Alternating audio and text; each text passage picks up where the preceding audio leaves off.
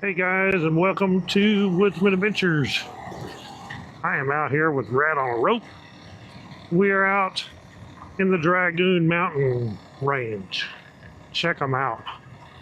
Absolute stunning mountains right here in southern Arizona. We're actually not too far from Tombstone, Arizona. We're just right down the road, basically. And we're going to check out some of these places around the Dragoons. Of course, you can't do much riding in these Dragoons because look at them. You ain't gonna climb that. But they are awesome to come look at, no doubt. It's one of the most beautiful places around. And this road here is actually pretty sandy. So Rat on a Rope up here, Owl, he lives over at Bisbee, and he's riding a Kawasaki KLR 650, an older one.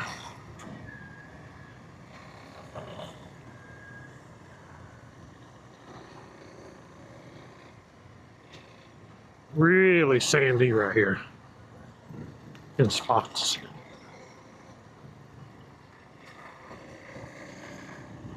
We are at 4,838 feet. It is 7:52 a.m. here in southern Arizona, and it's actually pretty nice. It's like 70 degrees. Feels really good out here.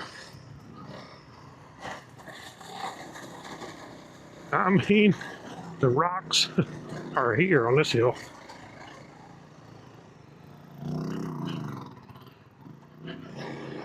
Hear that big old 650 lugging through there.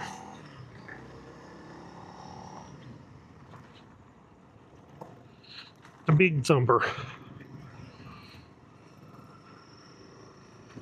I've never had a KLR. I know that Dale, Heartland DSport, he did have one. I don't know if he still does or not. Looks like he's into bicycling now.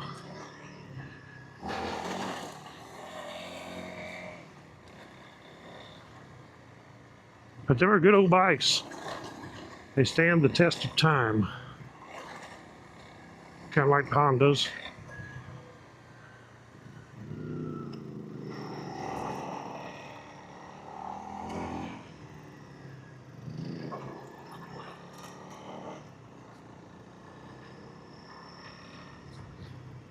It's a nice day to go riding. It's actually a Monday.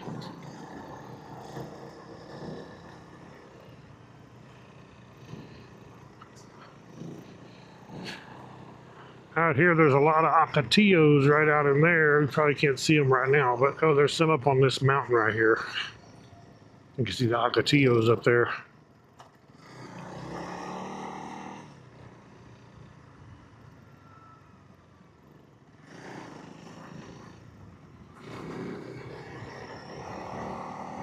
It's like a cactus you don't ever want to get into, that's for sure.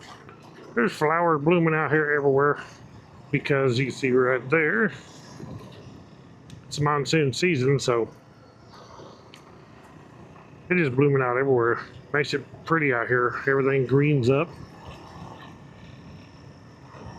So it's dusty in spots.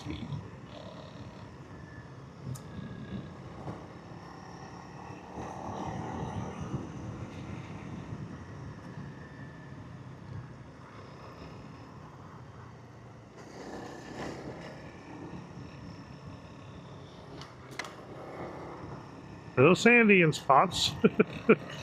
Felt my front end wash a little bit. I did actually, if you watched on the last video, I aired down with my AirMoto pump. If you guys want one of those AirMoto pumps, that's the way to go because it's got a button you can push, put it on there, and you can air down, you can air up. It's just my favorite pump, but you can check it out. The link's in the description. But that's the way to go when you're out here in this stuff or anywhere. On a dirt bike, dual sport, street bike, it don't matter. Even in your car. They're just a great little pump. Rechargeable.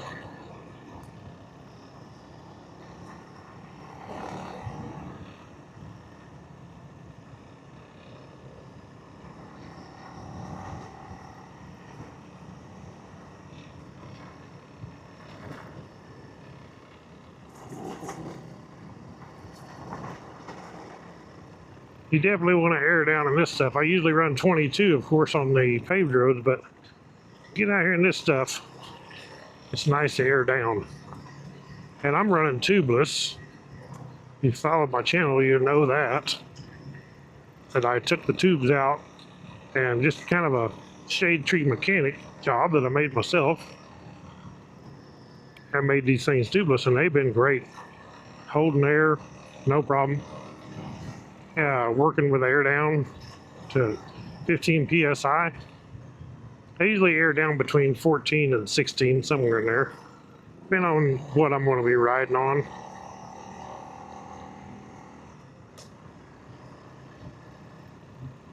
It's going to be real rocky.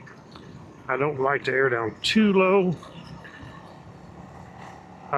even though it's smoother. I don't want to pinch the tire, even though I'm not going to have a pinch flat with no tube. But then when I get to pavement, ooh, there goes deer. You can see him, oh no, there he goes, big old buck. Nice looking buck. Wish I'd have got a better shot of him. It was kind of a big dude.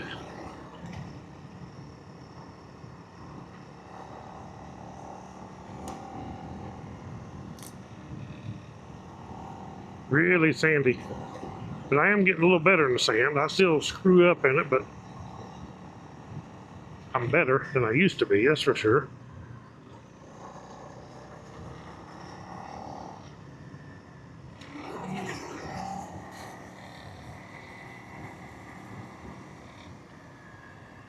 Check out these mountains. Awesome views.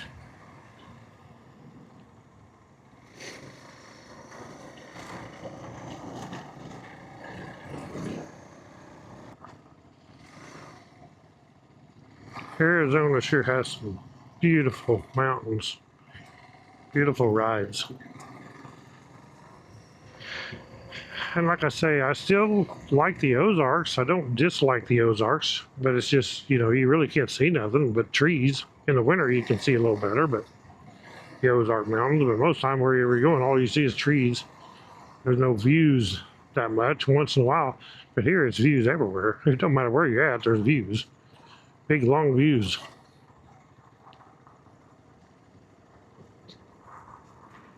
Whoa, don't get in that rut.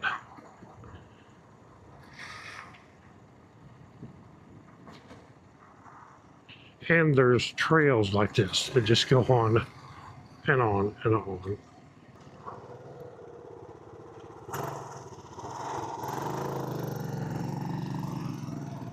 Hey, look at there. Deer tracks in there. We have got some rain.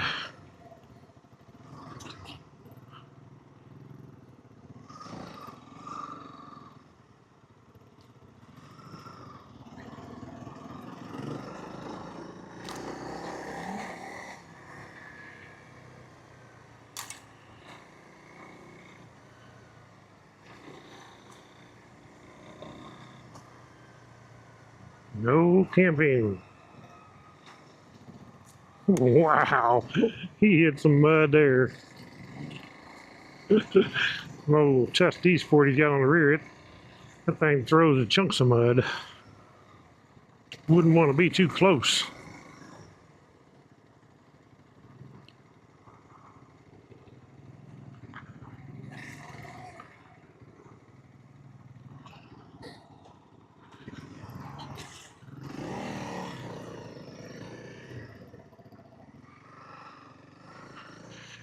Check these rocks out, pretty cool spot. Hike trails.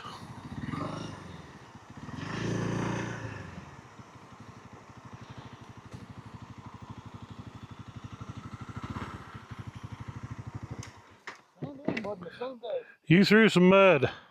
Yeah. Okay, so we're gonna go on a little hike up here from the bikes back there. So Rat on the Rope, Al is your name? You've been here how many years? Oh, I've been in the desert here since like 96, 97, so almost 30 years. Quite a while.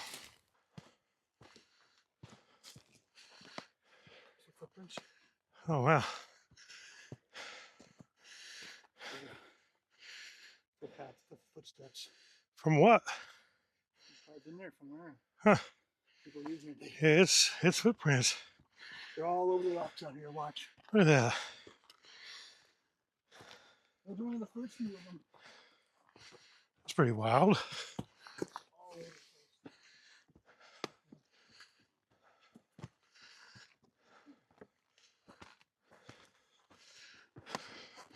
These boots are not for hiking. Oh, you got the boot, motocross boots on.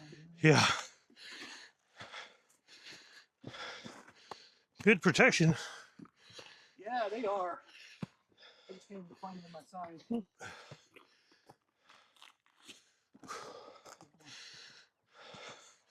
This is the old stairway. More steps over. Trail hole. That's just crazy. Huh. Footprints. Perfect. Oh, wow. What is that? Footholds, handholds, and footholds. What? And they can climb the rocks. See the divot in there? Yeah. That's where they put their ass in their fire. Can we walk up there by it?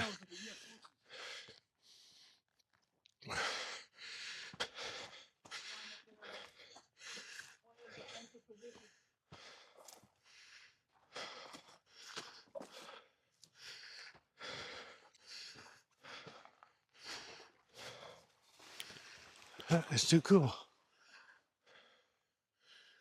Footholds. The ladder.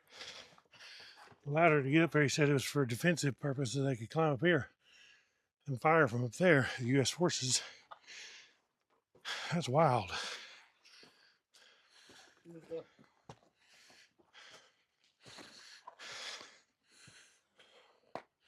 Left their tussle in there. These are grinding stones. Huh. Yeah. Where they ground grain and stuff, yeah. Stuff like the sweet beans. A bunch of them there. A whole bunch of them here, yeah. Wild. In the shade of the afternoon sun right here is where they work. See it? Shadow? Yep. That's where these rocks provided. That is A lot crazy. of shelter in the desert. The Mogollon were here. Their third era. And it was about 1000 AD. So a little over 1,000 years ago. They inhabited this place and they found a lot of shelter back here. And they were sheltering from... Super shelter back in these rocks. Yeah. I've stayed underneath, not these rocks exactly, but I've stayed underneath some of the rocks in here like that. And it's really pulls you off. I guarantee you. Be cooler up in here. This is wild. Look at there. There you go. There's some of them. Wow. They usually appear really good on camera. We'll see how them turn out. Yeah, they usually pop. And when I can look at them with the naked eye and look at them with the camera, and they're a lot more vibrant. Wow, it is too cool. Yeah. I've never seen any in my life. No. First time. Oh, there's some on it, yeah. There's all Over. Oh, there's up to the top. See it? like a person with a lot of arms. Yeah, that's the insect people. Huh.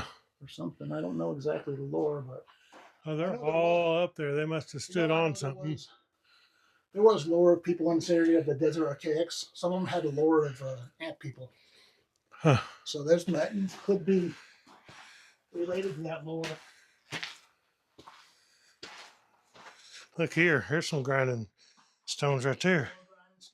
That is cool. Them have been used a lot. Oh yeah. Wear down that much. This is awesome. That's what this is.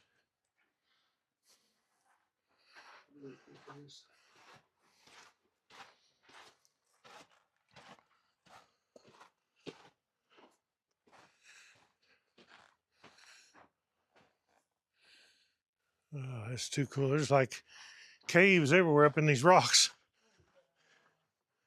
Look at that. Holy cow.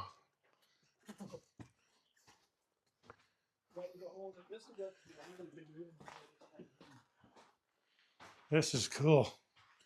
This would be a place to stay, wouldn't it? Yeah, yeah. Or a table. Yeah, a table right there. Yeah, yeah. Bed. It is propped up, so that's propped up. Oh, yeah, it Yeah, is. it literally is. They cleaved it off of there and let it. Yeah, you can see it right there where it come from. Somebody did that. I don't know who did it, but Before our time. somebody over millennia. You got tunnels all through there. You can go through these rocks. Yeah. Sweet. There's a lot of petroglyphs out in the desert if you look for them. You find them. There's some by Tombstone. They're underneath the railroad trusses. Oh my goodness, they just go everywhere out in here. It's like amazing. That's why in one part of why it was so defensive out here. It was such a defensive place. Well, yeah, you're going to hide in here. I mean, you could trap people in here. You can lead them into a place like this. And where are they going to go? Exactly. You know, and that's where all those handholds and footholds come up. Get in high ground. Wow. You know, that was the strategy. Who knows what who knows what tail the Mogollon had? Who they held off here. You know, that might have been a defensive. That's super cool. Defensive thing. So 1,000, 2,000 years ago.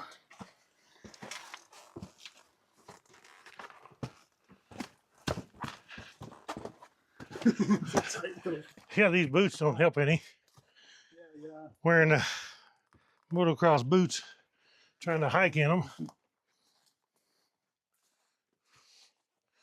This is sweet. That's a really cool spot around here.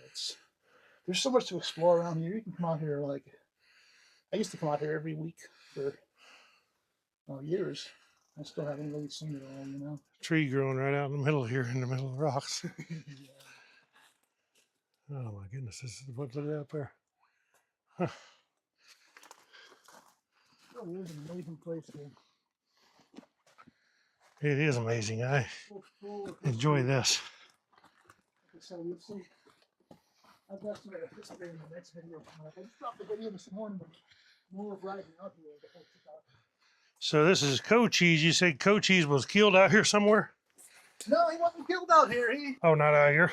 He died several years after he held up with us. Oh. He survived that. He died. Oh, here you dropped something. Your lid off your water. Don't tilt. Don't lean.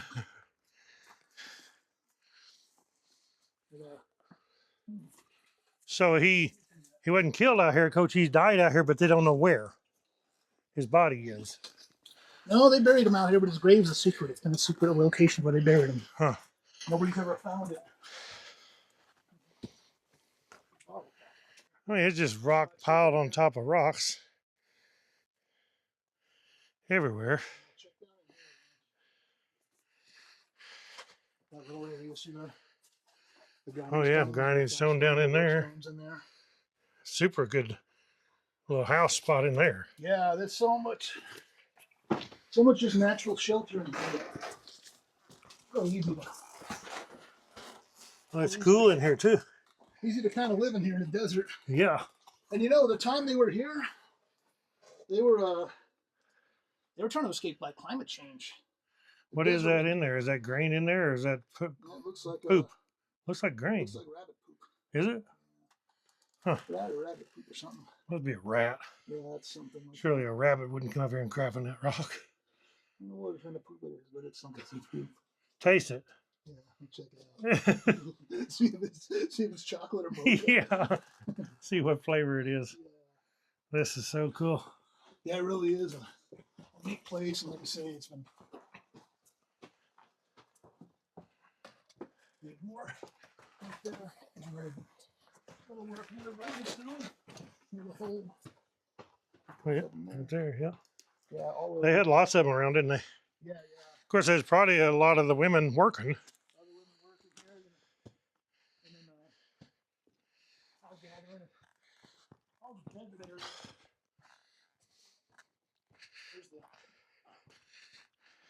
There's the information on it here too. The pictures you see were made hundreds of years ago. They have faded with time and are now very fragile. These red-orange pictographs are reminiscent of designs used by prehistoric Mogollon peoples roughly 1,000 years ago. Some may have been added in earlier historic times by the Apache visitors. The boulder formations around you has served as a shelter by many who passes through this area. The grinding mortars on the large granite boulders to your left and the two within the shelter were used with pestle for grinding nuts and seeds. Dragoon Mountains were a part of the Apache chief Cochise stronghold, where his people could elude pursuing military troops. Council Rocks, the natural amphitheater formation to the south, may have been a meeting place. Some say that it was near the spot the Cochise made peace with General Oo in 1872, although the actual location was probably at the northern end of the range near the Dragoon Springs. This site is listed on the National Register of Historic Places. Please respect this place of the past. Super cool. Yeah, it's a beautiful day morning out here too. It is beautiful, man. It was like 70 degrees this morning. I know. I was coming over What here. it is it now? It was so 71 nice. right now. Yeah, Beautiful. But yeah, this is Council Rocks, and it's part of Cochise Stronghold. On Council Rocks, we saw the petroglyphs over there. Yeah.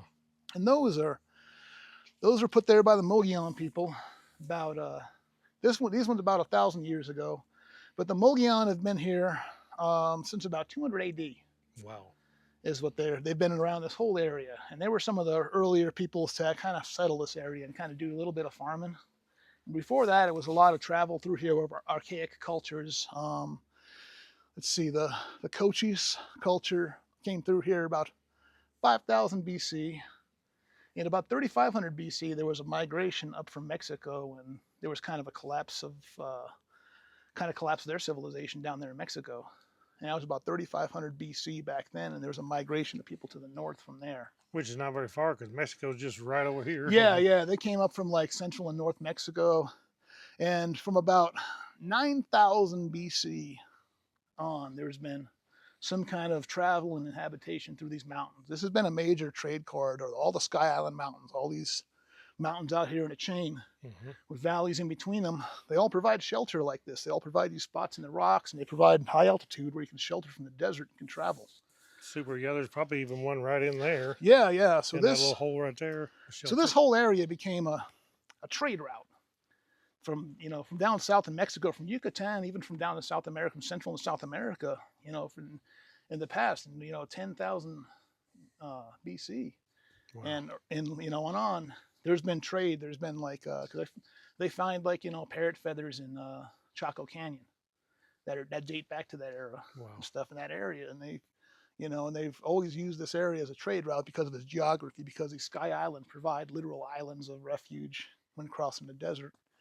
Back then, the desert was a lot wetter. That was another thing too, is the Mogollon from like about 200 to about 700 AD. The Mogollon built small pit houses, and they lived kind of in little homesteads. They didn't really group into villages or anything, and they did like subsistence farming. They all kind of had acres around them. They built a little pit house. It was like a one-family affair, like 4 or 5 people it housed. Their pit houses were about 4 feet deep, and they had stones or some other natural material leaning inward on them. And it was just kind of a small little shelter with a central fire hole in the middle. And after about 700 AD, the desert started drying out. There was a climate event, and the desert had kind of a snap where it snapped into a whole different climate. It started drying out a lot more. And all these people moved in from about 700 AD to about 1,000 AD. They moved into closer to water sources, and they started doing like dry farming techniques, and they started doing more agriculture.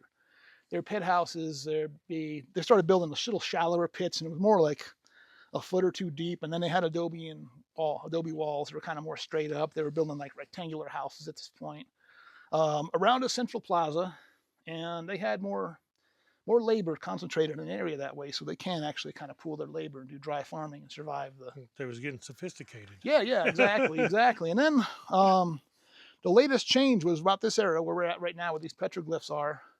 That was about 1,000 AD, and during that time, about 1,000 AD, they started building more, not pit houses, but pueblo houses. They started their Puebloan era, is what it's called, what archaeologists would call it. And they started building these houses that were They're just basically more of a pueblo. They got bigger. They got multi-story. Some of them. They had like 2- and 3-story houses built out of adobe, built out of wood and rock.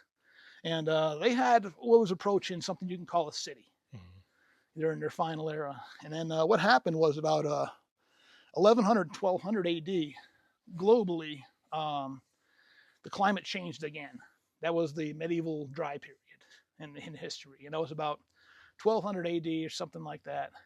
And what happened was it just dried out completely here. And that was the first time that we started getting our monsoon storms. That's what happened, is the area dried out, but it became a once-a-year event where it would rain. So these cities built up around, more concentrated water sources, more concentrated farming.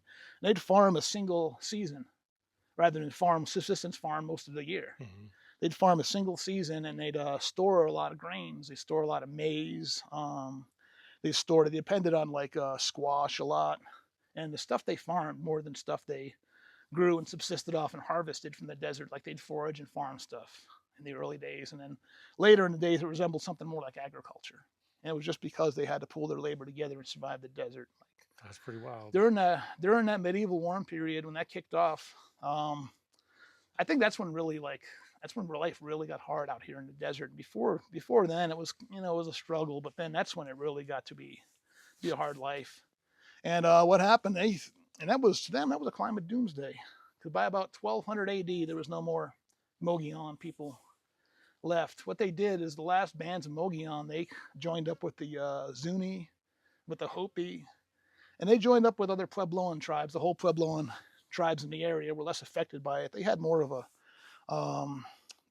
nation than the Mogollon. The Mogollon weren't as much of a nation. They didn't have like as much of a political structure, at least that we know of. So far back in history, it's hard to tell. They didn't have a written history. And all their traditions were oral, and all their traditions have kind of died away. We don't even know what their original name was. We call them the Mogollon from Don Luis Ignacio Mogollon. He was a Spanish governor of the territory from like 1712 to 1715, and they named the Mogollon Mountains in New Mexico after him. And then after finding all these remnants of these people that lived in the area, all these rock drawings, all these council rocks, and all these different sites all around the area, pit houses and everything, they named the people the Mogollon after their mountains, after the mountains there, but not what they were called. We just don't have any records from them. Right. This is the only record we have. That's the only thing they've written down is the squiggles, the spirals, the ant people, whatever that represents, whatever those 6-legged figures represents, all that kind of stuff. That was their story. They kind of remember. And those figures are all over the place. That is their story. Like if you go to different council rocks, they're the same. They're similar. They tell a story of some sort. That was their language. That was what they wrote down. That was their language, and it's just indecipherable to us. We haven't, we just don't know the meaning or context behind it. We're just so far back in the depths of time. Lost history. Yeah, it really is. It's so far back. It's crazy to fathom how far back that is, and even that's just a drop in the bucket. To make like beaded they found like necklaces with like dried coral beans and stuff like that with old coral beans on them. So this is what he's talking about. This is the coral beans that grew out here. He said the beans in there are red. Yeah, when they pop open. Pretty wild. Let's see. Yeah, look around sometimes. You just find them on the ground around here because they're bright red. You can see them. Yeah, they'd be down that crack somewhere. Yeah. Like last time I was out here, I did see some on the ground. I saw some just laying around. There's like over there was I think there's a little spot of them over there I saw. So is this a yucca right here? That's an agave. Agave? Yeah, that's I believe that one's a Sotal agave. And the Sotals, those are the ones that grow. They look like the cat o' nine tails on the top. They're kind of they got that one, Yeah. The century plants are the ones that have the big, thick leaves. Yeah. And these ones over here are agave, the ones that look more like a Joshua tree that grow more tall. Like these dead ones right here, these are dead agaves. I mean, these are dead yucca right here. These are the yuccas. Yucca, yeah. These ones these ones over here are agave. These are different type of agave. There's about a half dozen or a dozen different types of desert agave around here. They're all over. The century here. plants are the ones with the big, massive leaves, and the blue agaves. There's the beans that are green there. Yeah. These have stalks coming up out of them. Now, some of them, the big tall stalks, like the yuccas, some of them, it looks like an asparagus. Oh yeah, you can eat those. No, I've eaten them before. I had one grow in my yard last season. I ate it. Ooh, what's a yellow wasp? I don't want to mess with him, whatever he is. Don't take a chance. Last time I came out here and hiked, I had like 2 or 3 tarantula hawks come and buzz me. Oh, really? Yeah, those things are cool. Those lizards are all over the place out here. This place really is pretty rich with wildlife. You see down on that rock too is all the... There's another one. Yeah. They get pretty good size, don't they? Yeah, yeah. Yeah, I've seen some really big ones out here.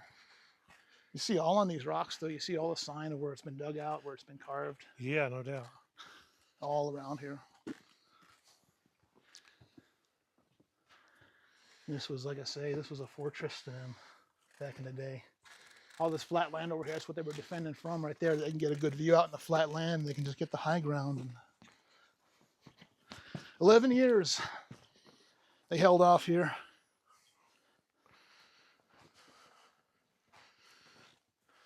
And then Cochise surrendered. They made a peace treaty with General Otis Howard. And he was basically mandated a couple of years by the U.S. government to go get Cochise or else by any means necessary. And he ended up making a peace treaty with him. But peace didn't really last. And then about 4 or 5 years after the peace treaty, though, during the time of peace, that's when Cochise passed away. And it's just natural causes. Some say it could have been stomach cancer is what got him. And he was an old man. And Cochise, his name means strong as an oak, strong like an oak. Oh, really? And he was a strong feller, too. He was 6 foot tall at the time. That was a monster. That was a giant back in those days when people were average 5'3", 5'4", you know.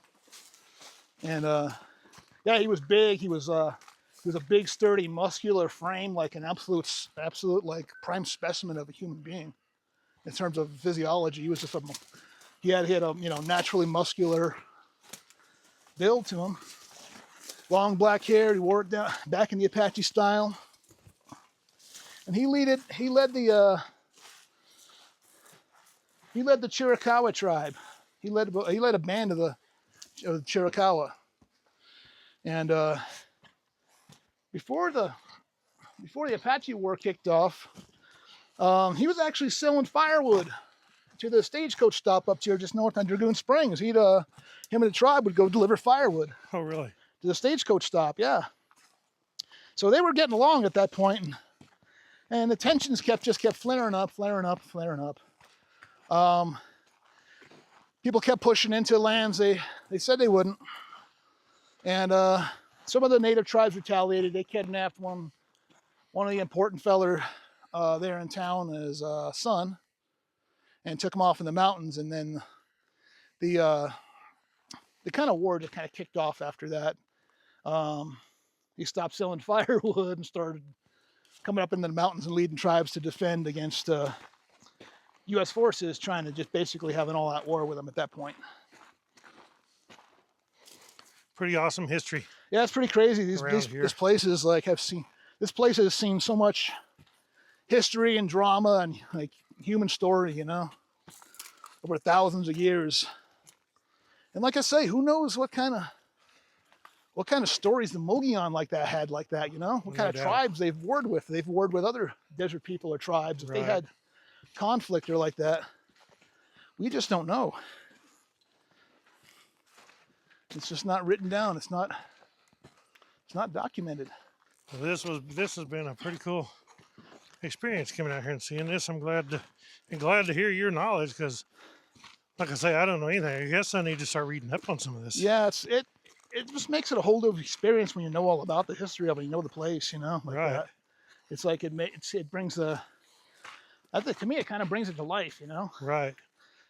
Okay, guys, that was really cool to see the pictographs, and thanks to Rusty over here for bringing us up here and showing us, because I don't have no clue about this stuff, but he's going to take us some other places. So just stay tuned for the next videos, and we'll see what else. But it's cool hanging out with somebody that knows the area and knows some history about it, because I don't know anything. But this was really cool. A little hike up here, but not that far actually, and pretty cool that you can take your 300L or your KLR and you can go up in these places. But thank you all for watching.